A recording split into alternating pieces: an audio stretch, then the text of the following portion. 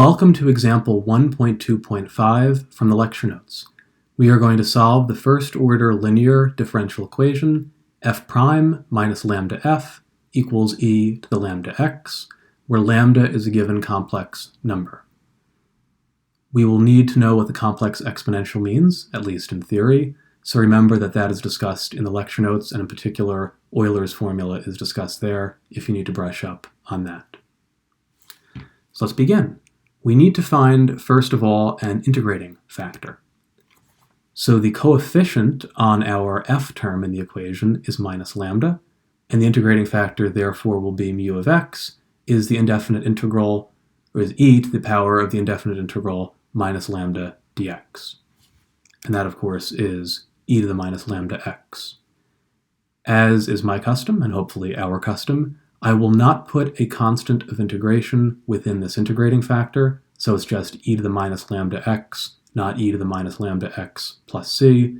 Constants of integration in the integrating factor just cancel out at the end of the day in your work. And now I'll multiply both sides of my ODE, f prime minus lambda f equals e to the lambda x, by mu.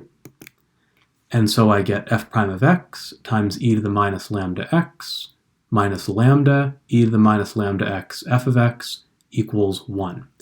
Be sure that you remember to multiply both sides of the equation by the integrating factor, and here I see on the right that my original e to the lambda x has been canceled out by e to the minus lambda x, just leaving me with 1.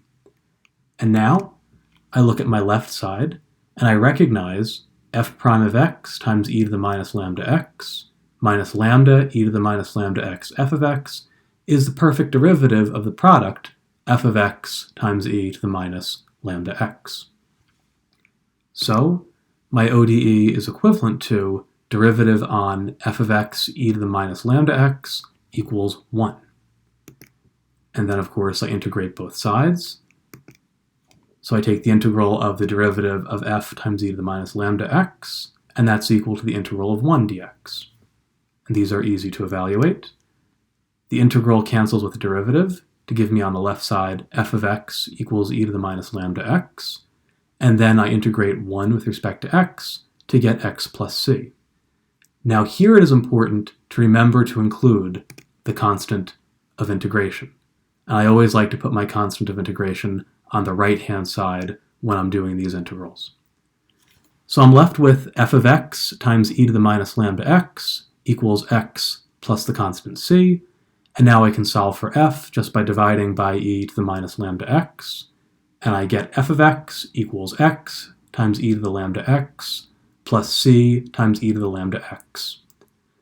Now, one of the wonderful things about differential equations is that we can always check our work by plugging right back into the original equation, and if we had them, initial conditions.